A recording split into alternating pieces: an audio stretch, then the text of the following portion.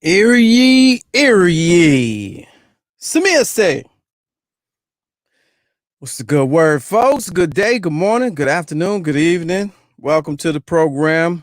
We back at it. Let's go live with Lamont King. I'm your host, Lamont King, broadcasting live from Tiny Closet Studios, the command center for all of Tiny Closet operations, where we bring you dynamic programming like Tiny DIY and Tiny Kitchen, the 2-minute warning, and Tiny Car. It's good to see y'all, man. I hope you and yours are safe and sound and healthy and out the way. And that's real, man. Let's get it started, man. We got our little intro. It's not mine, but I like to hear this once a day. Just keep me reminded. Freddie, Sam, Corey, Eric, Philando, Ahmad, Steven, Kenneth, Amadou, Jonathan, Christian, Terrace, Sean. Killed him a day before his wedding. Jamal killed him while he was in handcuffs. Mike killed him while he had his hands up. Kamani, Ramali, Philip, Alton. About 3 Kevins, about 2 Joys. John, Laquan, Bathon, Stefan, Tony, Tamir, Elijah, Antoine, Isel, Terrell, Daughtry, Akai, George. For him, set the country on. Not really like that's a song you can bob your head to, but it's just, I like to put that into the atmosphere as often as possible so you won't forget, man. So, we tend to let things go because other people say let them go. But I just want to put that into the atmosphere, man. How goes it? What's the deal? Today's Wednesday. Something on the calendar. I have no clue. I don't even know what day it is. But I do know. I don't know the date, but I know it's Wednesday. So good to see y'all. Glad y'all tuning in. If you're tuning in on YouTube live right now, thanks for checking the notifications and then jumping right in when you saw that we went live.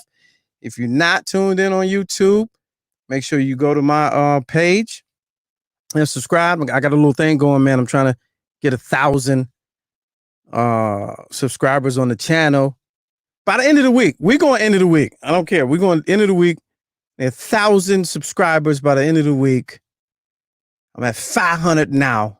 So just going over there, see Lamont King. You'll see the videos pop up and just hit subscribe, man. If you're watching on Facebook, give me a thumbs up so I see who here. Thumbs up. Give me a plus sign if you're watching on YouTube. Give me 2 plus signs if you're watching on Facebook. We'll do that. That'll help me out. All right, we got a lot of show to cover today, man. Again, appreciate y'all. This is completely viewer funded. Thanks to our sponsors this week. If you're interested in getting some promo ran or a sponsor, okay, thanks Hog Lord for the plus situation. Oh, I can see it too. I can see it say YouTube. If you're interested in getting your some visibility on your products and merchandise, we put it right here in the studio and give you some spotlight, some highlight and all that. We got packages. We running packages. Our advertising packages start as little as $1. That's right. Ladies and gentlemen, for as little as $1, you can advertise on the Let's Go Live show every day, 5 to 6 p.m. Eastern time. For as little as $1. Oh, what's that? All our dollar packages are sold out. So you got to go to the next tier up and just DM me. Hit me on the on the back channels. And I'll let you know how much the next level up is. But all the dollar advertising packages are sold out. That's amazing. But again, thank you for tuning in. So let's talk about it. Whatever y'all want to talk about too, I'm gonna open up the phone lines a little later. So if you want to get in on the show, this is a live show. It's not a game. We're not playing no games here. It's a live show. So if you want to get in, I'm gonna open up the phone lines and we talk about it. And also I'm gonna switch things up. I finally figured out the false advertisement. Yeah. No. What you see is what you get. We're gonna do a little bit different. I found a new feature. So, again, working out the kinks, whatever. I'm now able to play some clips. So we're gonna go to the internet and watch some. I just had some chips. We're gonna watch some of my old clips. And we're gonna talk about it, man. We're gonna spend this time wisely. I moved the time from 4 to 5 because a lot of y'all was complaining. I'm still at work. Knowing you teleworking, sitting at home in your drawers. So anyway, Let's see what we got going on out there. First thing I want to talk about is these Confederate monuments, right, being torn down everywhere. So now the new move, if you haven't been paying attention, um, yeah, right now you can't even call. You can't, like, that's the whole thing with this phase 2 and the world opening back up. Like, hey, don't have allergies. Don't get the sniffles. Man, you gonna be losing friends out here, like, for real. Don't get a what you know, got a lump in my throat, or it went down the wrong pipe, or you know, I got an itchy, I don't allergies. Don't get hay fever, because you be out now and get a cough. Don't adjust in your seat, or drink some cold Sprite and on a warm day, and let that joint, you know how you something super cold you wasn't expecting to be that cold, and you take it and be like, you know what I'm saying? Don't, none of that, man. All them days are over, and that's so unfortunate. But yeah, man, I had a little, you know, a little chip dust that kind of was down there, and then it just, you know what I'm saying? But we good over here. Again, nothing to play about, but it's wild that that's how things are now. You ain't gonna be able to sneeze. Is your eye watering? What?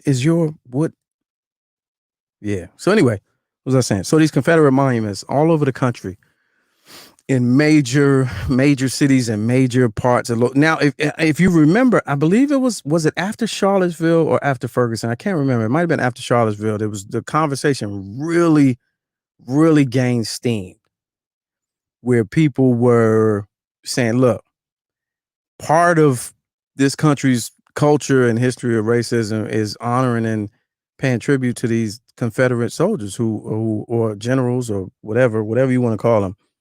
You know, the flag on top of the courthouse, and the city, the state capitol, and you know, it's embedded in American culture, specifically in Southern culture. People honoring the Confederacy, the Old South. But you know, any student of history with any amount of sense is be like, all right, but y'all lost though. Like, where in the history of where do you see monuments to the losing side on home turf?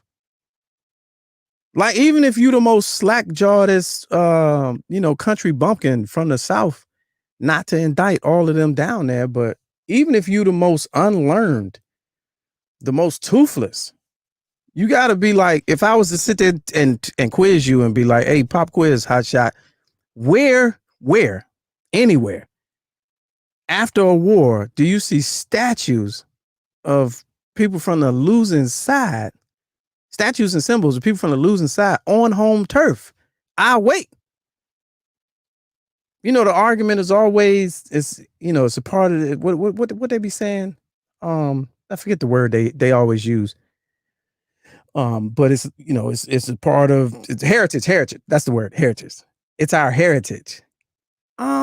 Okay, we'll we'll go to the library and get like a whole heritage section and put like you know, do like a plaque, but not my man in the on horseback in the traffic circle, not in front of the bank. I don't need that heritage in front of the, you know, the state capitol. Like, these are people that represented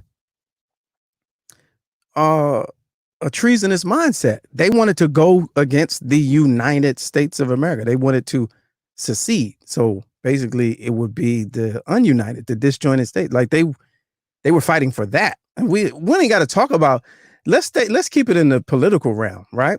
Let's keep it in the category of treason. Let's keep it at that. Not even, we ain't got to do race and the Confederacy. The South was fighting for slave and the North wasn't, because we know that ain't true. But let's just keep it on from a political angle. Like, they were anti-America. They didn't want America to work the way it was working at the time. So they were trying to leave America, and fought and then lost. Like, that's the end of the story there, right? So that conversation, it always amused me. And then after Charlottesville, you saw a lot of people trying to get at the statues in different cities, and then you saw the Klan and the you know, the Sons of Heritage out there, 24 hours a day, guarding the statues and all that, like this really, like that's really, you really doing something.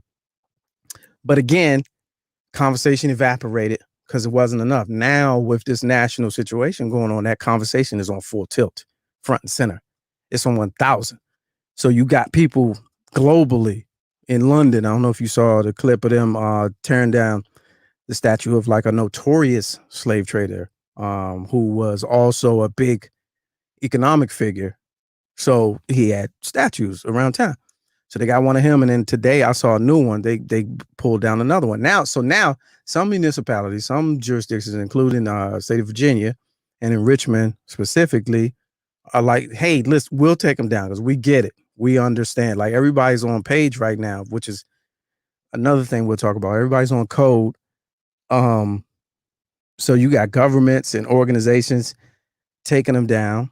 And Leilani says NASCAR just announced that they would no longer allow the Confederate flag to be displayed at events and properties. And look today, check out Bubba Wallace, black race car driver who was one of the more vocal ones to come out. He said it has no place there. Now that's going to be a fight. Number one spectator sport in America is auto racing. And the one black driver that they have, or one of few, who says the Confederate flag has no place in NASCAR. Wow. Okay. Now, even though NASCAR as an organization is like, yeah, we with it, we're gonna take it out. That's a lot of bumpers, stickers. That's a lot. So, Shep Kelly, what's good in New Orleans? I saw that. Dr. J. The Marines said that they're gonna not allow it either. The question I saw in a social media conversation was, what about tattoos? So it's I think a lot of right now what's happening is knee jerk. It's warranted and it's knee jerk. So that's the how we gonna tiptoe that, because it's definitely warranted, long overdue, but at the same time it's knee jerk. And I say it's knee jerk is because it's contagious. Like we're seeing corporations, the Army is talking about changing the names of their bases. Their school systems, changing the name of their school buildings. Like, let's say there's a university that has the Robert E. Lee Library or something like that. I'm just making it up, but that type of across the board. But everybody's doing it now. Almost like, oh, this wasn't an issue a month ago. I didn't know that. That offends you? Oh, I'm glad you brought that to my attention. That is wrong. Like that's the part that gets me. Now it's wrong. So I'm not even going to be petty. I'm going to celebrate the small victories. But so I just want your thoughts on that. Yes, that's right. Baltimore was, so it was Charlotte. It was a combination of Charlottesville and the Freddie Gray uprising. Yeah. So that's what it is. But I just want your thoughts on that, because everybody's coming out. These corporations, like, big statements. Nordstrom made a big statement. Amazon. So Amazon, Jeff Bezos, I need you to find this too. Big deal, made a statement. So I wholeheartedly, full with all my energy and resources, support Black Lives Matter. Right. This is his statement. I believe it was yesterday or the day before. Jeff Bezos, founder and owner of Amazon. And when it was a lengthy statement, he posted it to social media, and people. Now this is the richest man in the world, I believe. Like the richest man in the world, and taking that position. Now we can debate. It's arguable why him, why now? You know what I mean? We understand the power of the spending habits of people of color. That could be a thing, or he really could be compelled to feel that way. However, needless to say, a lot of people on the internet, those not even closet racists, just those cyber racists who, would never say these things publicly, just went at him. It was like, I'm never buying from you again. And, F your drones. And I don't need, I closed my account, like down the line, like just hundreds of responses. And he was clapping back. He was like, hey, look, hey, man, that's one less customer that I don't need. So any customers like you, I don't need them. And I was like, wow, when you're rich enough to say that, you're rich. So that's interesting. Love to hear your thoughts on that. So the monuments, Amazon, a lot of people, and then the whole let's get into something a little lighter. So some of your legislators came out yesterday with the Democrats came out with a plan for police reform. This defund the police conversation is tip of the tongue, frontal lobe right now. Everybody's on it. I think I'm gonna tell you what I told in an interview earlier today. I feel like more of us that are using the phrase need to have a better understanding of what it means, because I think that in practice, it's not going to be what we think it is. I think we're using the wrong term. I think defund the police is kind of a I don't even know what's that word. What's that word? When you talk about, it's not a buzzword, but I'll think of it later. But I think we're not using it correctly, and most of us who hear it and respond is like, yeah, take their jobs, take their money away, and that's not all the way. It's more so of a concentration on reallocating of funds, putting money in other places as opposed to places where they are already. Defund. A lot of people are, and of course, you got the people on the blue side that's like on the police side. Now y'all want, well, you must don't want no police, or you just don't want police. Well, fine, tear up your neighborhood, and that's really not what it is. So I think everybody's kind of misconstruing. But yesterday, the Democrats came out with an action plan that included some points as far as police reform, and that's banning the chokehold, not shooting into vehicles. There was a couple of other things. I don't even want to, specifically. It was some of the things to me were like, that should have been that way. Like that shouldn't be. That's a brand new suggestion. There was no mention in what I read with malpractice insurance and getting rid of qualified immunity. I didn't see that. If it was there, y'all correct me if I'm wrong. I didn't see that, but a lot of the things were, kind of nominal, like steps in the right direction. But I feel like more could be added to it to beef it up. But here's the thing. The money shot was them coming out wearing kente cloth scarves. Check out Seth Rogen's response to all. I saw that he went off on Twitter, and that was probably one of the funniest things I've seen over the last 2 weeks.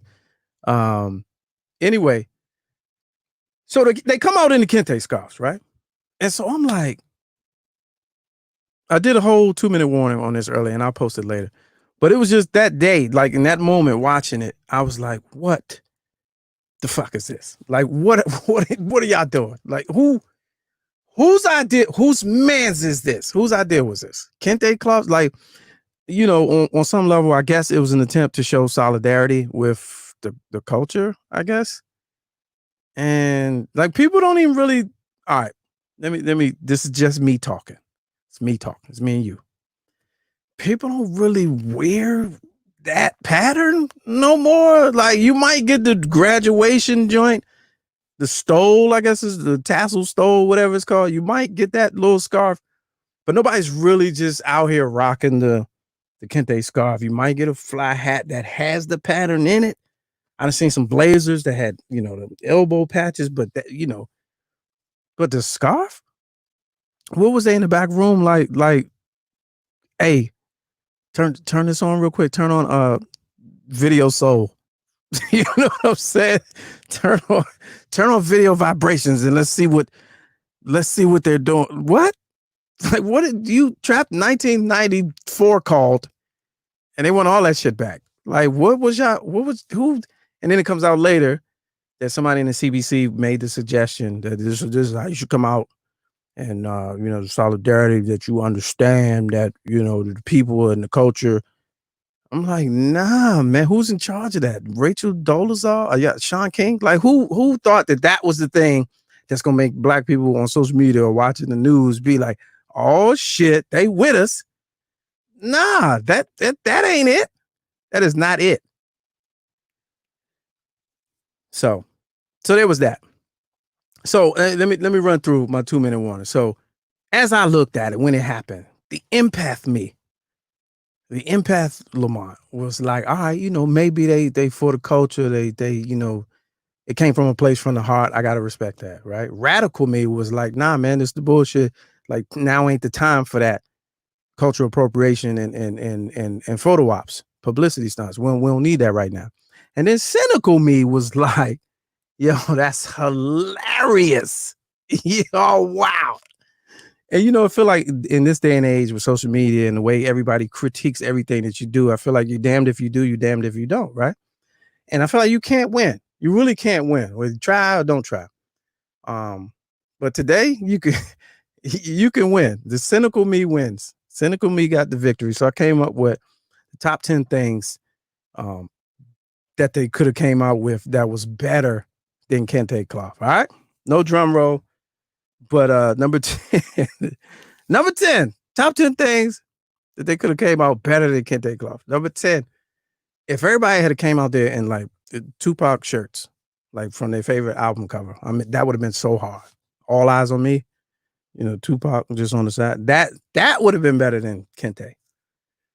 Number 9, if they'd have came out there with Flavor Flav clocks on, then I'd have known. I was like, okay, there's some black shit about to happen right here. Number 8, if they'd have came in like Michael Jackson breastplate, the gold wingy joint, the wingy joint from Remember the Time video, and they all came out, remember the time. I'd have been like, oh, this shit is real. Number 7, I gotta go to my list. Number 7. These are the things that they could have had better than coming out there in some Kente. Hold up, I wrote it down because I don't want to get them out of order. All right, yeah. Number 7, they came out there. If Nancy Pelosi had came out there dressed as Madea, oh shit would have got real. If she'd have came out there like Tyler Perry's presents Tyler Perry's Nancy Pelosi as Tyler Perry's Madea, I'd have been like, oh, turn that up. It's about to get good. Number 6, if they'd have came out there with F the Police, NWA playing in the background, and come up there and grab the mic and start talking, then that'd have been better than Kente Cloth. Number 5, if they'd have came out there with the national anthem playing, and they came out real slow, everybody with shades on, right, sauntering out there, looking like they was high, a little powder in the nose, you know what I'm saying, playing Marvin Gaye's national anthem version that he did at the Laker game. Was it the Laker game? Yeah, in the 84 playoffs or whatever. And Nancy Pelosi just go out there, oh, say, can you see? I'd have known that the shit was real. That would have been better than Kente. All right, number 4. Scratch the Kente and get the Timberland boots and the Yankee fitted. That's more of a uniform if they'd have did that. Number 3, if she'd have came out there holding a bag of sunflower seeds, you know what I'm talking about? She like, we out here for police reform and spit the joint, you know what I'm saying? Then that'd have been different. Number 2, if they'd have came out there with gold grills, I'd have been more appreciative. If like they said it was a suggestion from somebody in the CBC, if I was in the CBC and they asked me, Lamont, what you think? How you think we should roll out here?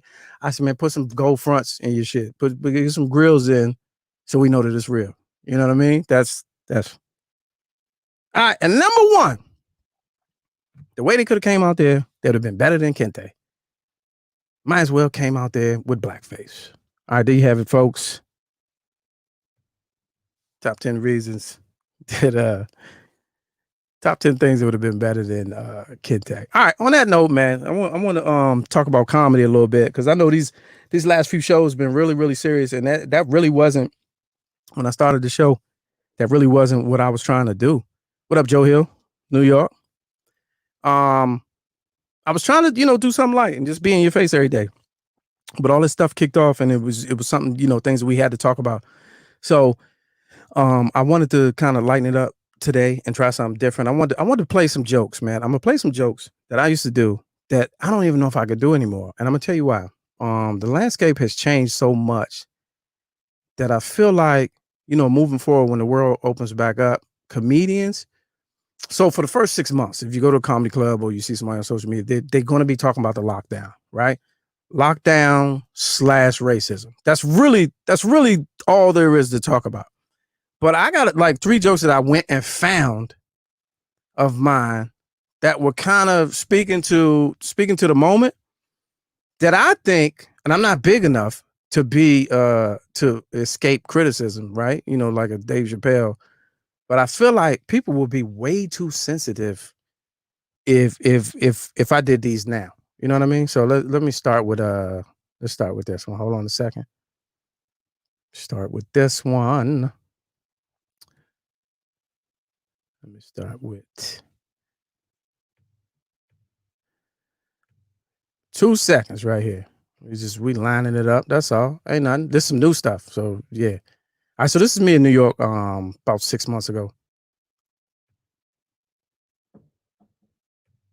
And so this was what let me play this joint. Oh, where's that though? Hold up. Oh, here we go. I did the Ancestry.com shit. Anybody ever take a DNA test? You ever took a did the Ancestry? Guess what I found out? I found out I'm 98% still likely to get my ass beat by the police. So it doesn't fucking matter. It doesn't fucking matter. Fuck out of here with that shit. Not doing it. So I feel like, and that was one of my that was one of my joints. You know what I'm saying? My go-tos.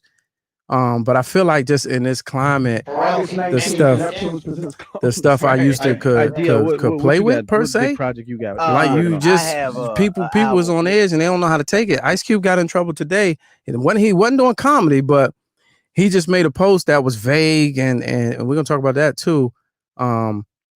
That was kind of vague and just if audiences don't know how to take it or they don't know where it's coming from, I feel like we're gonna enter a weird space in the near future where, especially for comedians and people like myself, it's gonna be difficult to navigate to try to, whereas somebody won't be like, oh, I'm offended. We're not doing that no more. We just marched for that, and now here we are back outside, back together, and you offended me. Here's another one.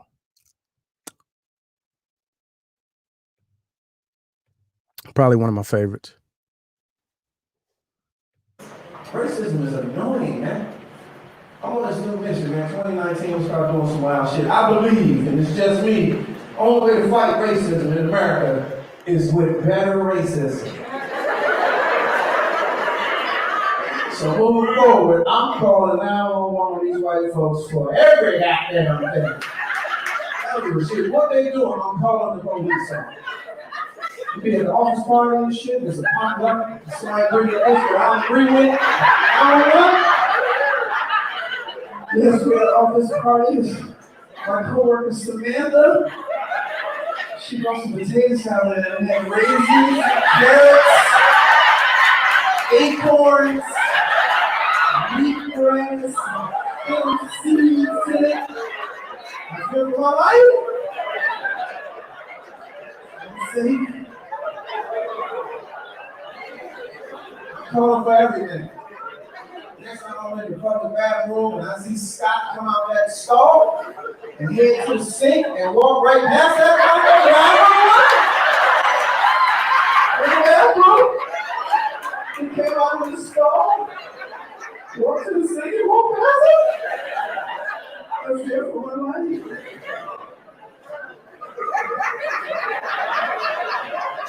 Next time I see my neighbor Megan kiss her dog in the mouth, the neighbor just kissed her dog in the mouth. And I just saw the dog licking his ball.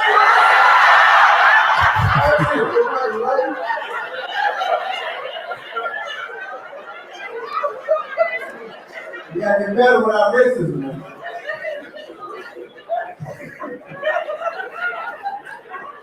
It's real out here, man. Yeah, I feel like this is gonna be a little different. You know what I mean? And it could be different good. Do you feel your whole life? But I it's just with that one was such a strong. I've been doing that one for a few years, and it was such it resonated. You know what I mean? Like me saying, fight racism with racism, and now look at the conversation we having now, and what's happening. So it's and everybody's judging McJudgerson. You know what I'm saying? Especially in that in our industry, everybody is eggshells. It's an eggshell situation right now. So here's the other one, and this is what I used to do for my intro. So I think this one is interesting because I'm gonna tell y'all the story. I'm gonna let you watch it, and I'm gonna tell you a story about the different ways it has been received over the years. This is my intro. This is what I do when I come to the stage, or did. Man, I'm on this racial harmony kick, right? So I'm on this racial harmony tour, and I see this is a diverse crowd. So I like to do this racial roll call everywhere I go. I see a lot of my black brothers and sisters in here. On the count of three, let me hear you say black power. 1, 2, 3. I see a lot of my brown brothers and sisters in here. On the count of three, let me hear you say brown power. 1, 2, 3. I see a lot of my white brothers and sisters in here. On the count of three, let me hear you say white power. 1, 2, 3. Good. I appreciate you. Welcome to the show. You gotta watch your setups, ladies and gentlemen. Pay attention. It's a team building exercise. Welcome to the team. Glad to have you. This is about to be a short show in this one. As soon as they said it, I'll be like, thank you, good night. Security. I appreciate y'all, man. They was fast with it. They was quick. Justin seen his face. He's like, no. I will not. All right, so that used to be my intro, and let me tell you something about that one, which is hilarious. So I've been doing that for it's been years. I would dare to say close to 10. And that's one of those jokes you do on the road because I can't do it every time you see me. So if I'm local, you've seen it once, you're not going. It's not the surprise ain't going to be there. But on the road, if it's my first time at the club or at the show in this market in your city, that joint hit. So I toured with Bruce for 2 years, right? And by tour, I mean I was an opening act whenever he had room. And call me and say, can you open for me in this market, open for me in this city, this week, this month, or whatever. So that's called touring. So I got to be in front of audiences that had never heard of me and experience places that I had never been, courtesy of being an opening act, feature act for Bruce, right? So I would do that one, right? And you talking rooms of 500. That was Virginia right there. That was Virginia Beach or Richmond. You talking about rooms 500-600 people in it. It's a great in your face bit, but when I tell you that I've been doing it for years, and I would say probably halfway through, maybe 4 or 5 years in, there was a swing in the country for whatever reason. Like I said, Ferguson was in 2015, 2014, 2015. Just Charlottesville was 2018. When I tell you the responses started changing, just based on the climate America was in at the time, and depending on where I was. There have been places in the South and the North where I had to literally adjust the joke and rewrite it. So I'll just say I, as a comedian. So I got a punchline for certain jokes that based on audience reaction, I go left or I go right. Based on audience reaction, I keep going or I'll stop. So it's north, south, east, or west. That's how I work in my head, right? So as I go left, I go right, I go forward, or I stop. That's one of them joints where in my head, I come to the stage saying, if the white people say white power, I have to then say this. If they don't say white power, I'll then say this. It got to a point about 3 or 4 years ago where everywhere I went, hand to the man, I got a lot of them on tape. I say, all my white brothers and sisters in here, and I pick two, I pick them, right, and stare at them. I'll be like, oh, my white brothers and sisters in here, and give them that whole Damon Wayans from Living Color look, and be like, let me hear you say white power on the count of 3, 1, 2, 3, and I would breathe, take half a breath to let the room be like, bitch, I know y'all ain't crazy. I ain't gonna say it. When I tell you more times than not, they would say it. I don't know if it was the Dave Chappelle effect or just, with racism being a front and center conversation for the last few years, or just a confidence in them owning, or maybe even Trump. But when I tell you in the last 4 years or so, like everywhere I went, I had to adjust the punchline because they would say it. And it was weird because it'd be like that Richmond or wherever that was, the room was clearly mostly black with a handful of white people. So there's that. I'm not dumb. I'm not gonna say it in there. That's just the white person thinking. I'm not gonna say it in there. But then there's rooms where it was mixed, half and half. And then it'd be like, oh, I might say it just to be funny. And everybody would get it, right? So you had those. But there were some shows down south, I ain't gonna lie, not even stereotyping. But they were south of where I am now. And the room, because Bruce is such an icon, such a veteran, he draws a diverse crowd. It literally be a super, super mixed crowd, maybe a third of each. I have a third of black, third of brown, third of white. So that's a pretty mixed room, right? And that maybe Texas. I'm thinking it happened in Texas, like both times I went to Texas. And you get to the white power part, and somebody in the back is like, white power. And like, yeah. You know what I'm saying? So, and then I go in a whole different direction because now it was to the point when at the last few shows where I adjusted mentally and was like, okay, someone's going to say it. So then go in this direction with the material. You know what I'm saying? And that was like that's a real thing. So it'd be interesting to see. I know comedy clubs are opening back up now. I talked to some of my peers who are in the industry who are touring and who are back to work. And because comedy clubs, they're gonna find a way to get you in there. They're gonna find a way to make that money. They know how to flip that money. So there's 20 like movie theaters with like 30% capacity and food is like self-serve almost. You got there's pre-wrapped and all these other little rules. I talked to my man Hank Denson in Georgia, who does big work in the South. He said he invested in his own microphone. So now in his travel rider, he has, make sure that you have this type of stand because I got this type of mic. So he coming to the scene with his own mic. I'm like, damn, is that the game? We about to be out here bringing our own microphones? Goodness, man, the game has definitely changed. So yeah, there's that. Just wanted to lighten it up again. I also wanted to show you something, switching gears here. I wanted to show you something I was trying to show my first episode last week. Oh, wait a minute. Paul say, so what's the reply? No, so if they say it, right, I do the whole security, somebody come get security. It's gonna be a quick show. I ain't gonna be up here for long. Like that's the little self-deprecating punchline when they say it. If they, when they don't say it, when they scared to say it, then I jump on them and be like, yeah, welcome to the team. This is it was a team builder exercise. That's a setup. I was testing you. You passed the test. So I would do that. But once they start saying it, I've been like, hey, this place ain't safe. Have y'all been vetted? Security, you know what I mean? I'll do that whole thing. But it got to a point where towards the end, the last couple of years, where somebody always said it. Somebody always said it. April Sanpay, what up? Got to have you on here talking about vegan lifestyle soon. Let's do it. All right, so I want to show y'all this because this is something I tried to show my first episode a couple weeks ago.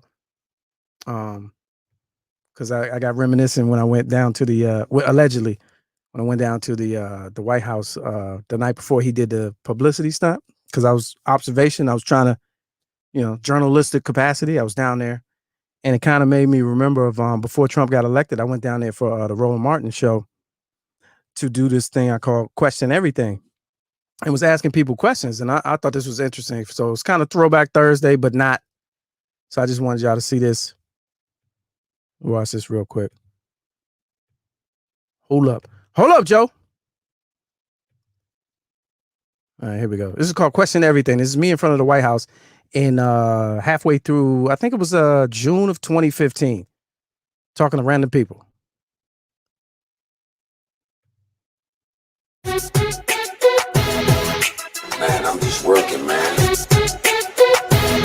And you know, I get a lot of flyers, man. I get the E flyers, I get the hard flyers, whatever. But I ain't never seen a he flyer.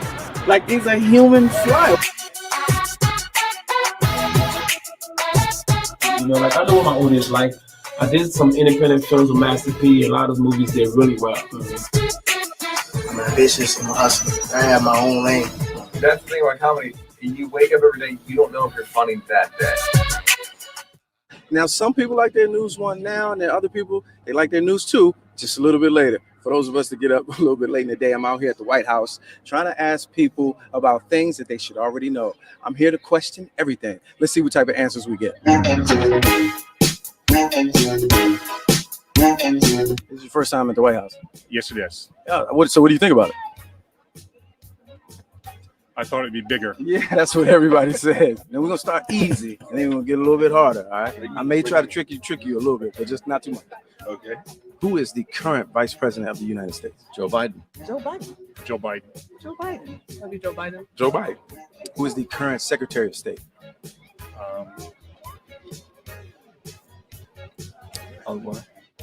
I can picture the face, but I can't. Secretary of State is John Kerry. John Kerry. Kerry. Who is the 45th President of the United States? 45th. Why we saw him at 44th? President Obama. Hadn't had him yet. We'll find out in November. Bill Clinton.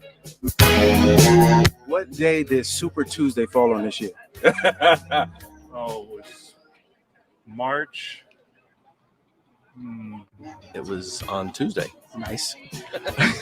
Tuesday. No, nice. Good save. That's a good save right there. What do you mean, just like Tuesday? Or are you talking Oh, nice. Tuesday. Okay, Yeah. Ding, ding. specific date? Yeah. Okay. Tuesday? You would be surprised. You would be surprised. But it's on Tuesday. It's on Tuesday. Thank you. Thanks for keeping up. I appreciate that. What two groups make up Congress? You mean the House and the Senate, or are you talking about the Republicans and the Democrats? Oh, either or. Bonus. He gets the bonus right there. House and Senate. Oh, my man, you are on it. Were you like a world government major? Yeah. Can't tell my secrets now. You on it. I can't trick you. If Trump wins, name your top 3 places where you would like to live. Top 3 right here in America. Canada, Japan, and Australia. I would stay here because running away never solves problems. Haven't thought that far. You might need to real soon. Curious. Oh, well, you good. You safe. You safe. Y'all got extra room? Oh, we got a compound. Canada. That's where you would go? Canada. Why Canada? Because I can, step back over, whenever I feel like, when Trump left the country, I can come back over. Kind of a dual citizenship type thing? Yeah. There's a lot of things that you should know. And then there's a lot more things that nobody knows. That's why I question everything. I'm Lamont King. For the News 2 Later team. Yeah, so there's that, man. Just wanted y'all to see that because I was digging in the archives, and it's wild, where we are from where we were. And in that time, you would have never thought. Even me asking those people those questions out there, I know a lot of them would have never even thought it ended up where it is now. Had no clue. So yeah, I thought that was just interesting. Shout out to Stephen Golden. What's up? What's good, man? I want to get you on the program. Let me know what I need to do. We have some super convo. So yeah, all right. What I'm gonna do right now, open up the phone lines for anybody question, commentary. Hold on a second. This is Tiny Closet Studios. Hey, where it go at? Tiny Closet Studios. It's a one-man operation. Again, you see the ticker right there. So that's the little viewer support option. Cash App, $ Lamont King 06. It takes a lot to run this operation out of the closet. And we're looking for $1. Just drop $1. I ain't tripping. $1. There's 20 people on right now. You give me $1, that's $20 an hour. That's you know what I'm saying? So hold on. So here we go. We're gonna do it like this because I know somebody has something to say, and this is a live show. And don't be all when you hear me on a big platform, a larger platform, don't be all like, oh yeah, I used to listen. No, we're not doing that. All right, so here we go. So we talk about the Confederate monuments coming down, renaming army bases. I don't know if you think that's a good thing. Are these big companies and corporations coming out with making these statements, these grandiose statements about systemic racism? Do you think it's all theater? Do you think is genuine? And what's really behind it? Why is everybody on the same page? Why is it all of a sudden cool to be woke and on code? You know, these major, I'm talking multi-million dollar companies and corporations taking these super vocal verbal stances with regards to Black Lives Matter. And like a month ago, was it BLM? Was you BLMing a month ago? That's the crazy, like a month ago. So yeah. So open the phone lines up to that. What else? What else was there? Oh, we talked about Terry Crews the other day. And the NFL. I reached out to LeVar Arrington today, trying to get him on to talk about Roger Goodell's apology and if he feels like it's genuine. And again, where is it coming? Where is it coming from? So that's the type of thing we got going on. There's something I saw today. Also, it was on Ice Cube, right? So Ice Cube, he made a post, and what the post was the so-called Star of David with a black cube on the inside. And he said basically he was alluding to wherever you see this black cube, you know, that means that Jews are running things. Hold on one second. Let's go live. Let's go live. Welcome to the program. Let's go live. Who's this? Voicemail, press 2. Yo. What's good? Hey man, just calling to let you know I was at the event on Sunday and it was really dope. The brothers from Maryland, Alpha Phi Fraternity Incorporated, DC, were in full effect. Really peaceful protest going on. Just wanted to chime in and say I love the show. Keep doing what you do, man. I appreciate that. What was the climate like? The climate, it was awkward. I put it like this. Imagine you walking into a room, right, with all your boys, and then someone just yells out loud, "There's no peace," like that, and you got to go with it, and then you don't know what's going to happen after that. So when you mean awkward, the way you felt or just the vibe? Like what made it awkward? That's what you were there for, right? Yeah, that's what we was there for, but it was just, you know, like you weren't expecting it to jump like that. You know, everybody, it was just going down, but when it went down, we held court right there on the corner of that where the church is at on Black Lives Matter Avenue, and it was dope. Like everybody fed into what we was doing, and they was really, really receptive of what was going on, and the brothers was organized, speeches were great, and then we went in, was impactful, and kept it moving from there. That's what's up. That's big. I appreciate this, Chris. Now, mind you, there was some differences going on because you did have your singers, then you did have your Black Panthers, you did have everybody else that was with the program, but you know everybody kind of joined up and did what they were supposed to do, and respectful about their position. Yeah, that's what's up. Well, I appreciate you calling, checking in, and letting us know how it was out there on Sunday at Black Lives Matter Plaza. I appreciate it. Keep tuning in. No doubt, man. Peace. My man, Chris. Yeah. So, and I saw some interesting conversation the other day too on social media. I think it was Ebro from Hot 97, and he was basically saying, man, these protests, don't get comfortable because these protests are going to continue through the rest of the summer. And he wasn't saying don't get comfortable in a negative way. He was basically saying don't think that you know, it's going to calm down or diminish, and you know somebody's gonna come with a bright idea and we're gonna get distracted. He's saying like at this point, the momentum of it could carry very well through the summer. The only problem I have though, and I was thinking of this, and of course, if you know me, you know that I have a lot of left thoughts that come out of left field. And I was thinking, I was like, yo, you know why it reached this level? I think it reached this level in a perfect storm. There's been no sports. I feel like we got really, really, really, really, really lucky because people have been saying for the last 2 weeks, I just don't understand. Like there's been killings before and there's been protests before. How did it reach this magnitude? If you think, Google, if you think back to every civil unrest, every insurrection, every period in time, and then match up to what was going on in sports, I guarantee you, I can't do the math. I don't have it here right now. I could do a spreadsheet. Somebody taught me how to do spreadsheets. But I feel like since the 60s, since blacks became prominent in professional sports, and then sports became such a influence on our culture, I feel like that has been the number one distraction to you, to each one of us in our everyday life. And the fact that it was absent on a professional level, on a school level, and on a private level. So there's no sports leagues to watch. There's no college competitions. And then you in the house. So you can't even go do it.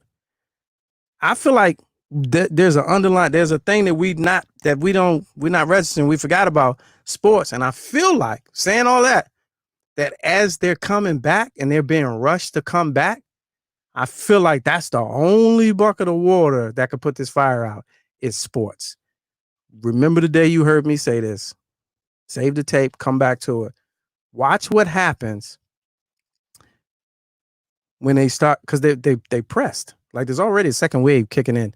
And they're blaming it on America reopening early. But every report I hear, they're so pressed to get your kids back in school sports. I saw they laid out Montgomery County, Maryland's plan for school sports, and only parents can come to the games, and soccer, no throw-ins, because you throw in the ball from out of bounds, you use your hands. So everything has got to be with the feet, and football practice can resume, but no tackling, and no helmets. And I was like, all this is dumb.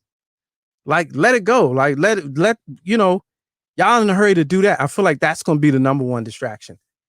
That right there, because that's we're addicted to that, and because we, I mean, it's a difference between sports and exercise. So I ain't saying like I ain't being we shouldn't be able to go work out. I ain't saying that. I'm saying pro sports is the distraction, and when it comes back, all right, let's go live. Welcome to Let's Go Live. You're on the air. Hey, what's up, Lamont? This is Alan Smurf from out of Raleigh, man. What's going on? I appreciate you, man. Good to hear from you, man. What's on your mind? I'm good. Yo, so I like the thing what you were saying about sports, right? And I totally agree with you on that. But it wasn't just to me, it wasn't just a sports. It was the fact that everything has stopped, right? So it was like everything stopped.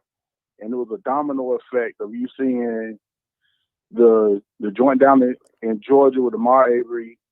Right. You saw what happened in New York in the park with the lady just making up stuff about the bird watcher. Right. And everybody still sitting. You went out. Hey, Al, you still there? Oh man, Cricket Wireless, what is you doing? I feel that. I feel that the perfect storm. I feel like what you're saying, but think about this though. Think about all those perfect storms in history that have happened. But you subconsciously, I know you it's gonna take a couple of days, it's gonna hit you. You're like, damn, he was right. Think about everything that even just goes on a regular basis that you'll shift when the game is on. Or if there's something to watch that is competitive sports. The fact that there has been nothing puts us all in a different space. And I feel like when that comes back, it's going to be another shift. It's going to be weird and it's going to be hard to explain. But I really think that the absence of sports, competitive professional sports, well, just competitive sports in general, the absence of that, I think had a lot to do with people's mind state, people's free time, and just look back in history and the levels of activism. We as a people kind of slowed down when we they made a couple of us famous. They made a couple of us rich. We assimilated into the American way. We were all pursuing the American dream, and kind of activism was like, yeah, it happens. Some of us is doing it, some of us not. But I feel like that distraction, that tie-in, our love for sports and competitive sports, I think is a bigger deal than we would be willing to acknowledge unless we studied it. So I'll leave on that. That's my little soapbox for that. We can talk about that later. I get an expert on somebody talk about the psychology of sports and addiction and all that. We'll do that next week on Let's Go Live. I appreciate y'all. In closing, I want to hear from our elders. We always leave on a word of wisdom. This segment is called Hi Dad, and I want to hear from our elder. Good afternoon.